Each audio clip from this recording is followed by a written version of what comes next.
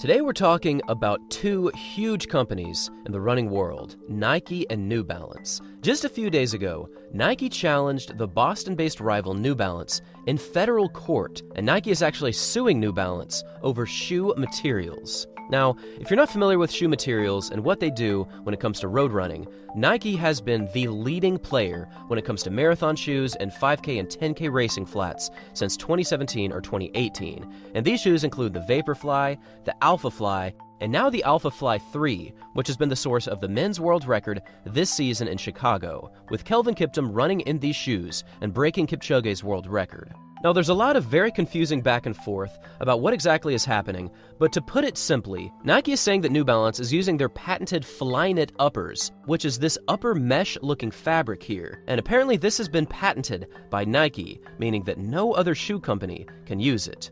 Now, the problem here is that New Balance has already been putting this into practice for years, using it in several of their Fresh Foam and Fuel Cell shoes. And we'll make sure to put a few pictures down below so that you can see exactly what shoes these are included in.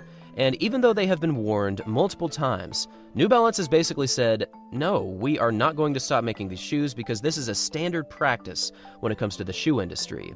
Now, there's really two different frames of mind here, and I can't say that I'm a shoe expert, especially in how shoe dealings go when it comes to big companies like Nike and New Balance. But at face value, I gotta say, Nike looks a little bit petty here. They have seen insane success over the previous few seasons. They have seen world records go down on both the men's and the women's sides. And I'm not familiar with shoe technologies, so perhaps someone can tell me exactly how this goes down in the comment section below.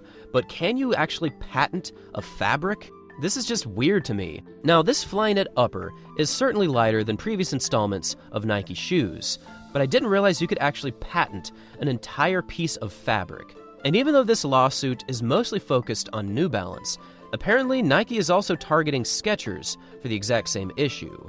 Now, these lawsuits mark Nike's most recent legal action when it comes to the Flyknit, and Nike also sued Lululemon back in January, and they've also previously sued Puma and Adidas for these exact same Flyknit patents.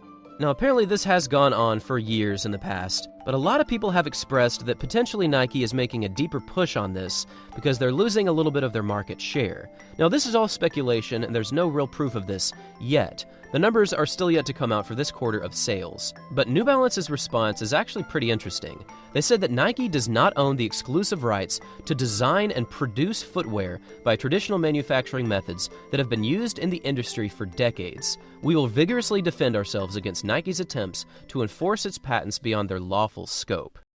It's very interesting to see what's going down at the very top of the shoe world, and you see this trickle down all the time from athlete to athlete and world record to world record.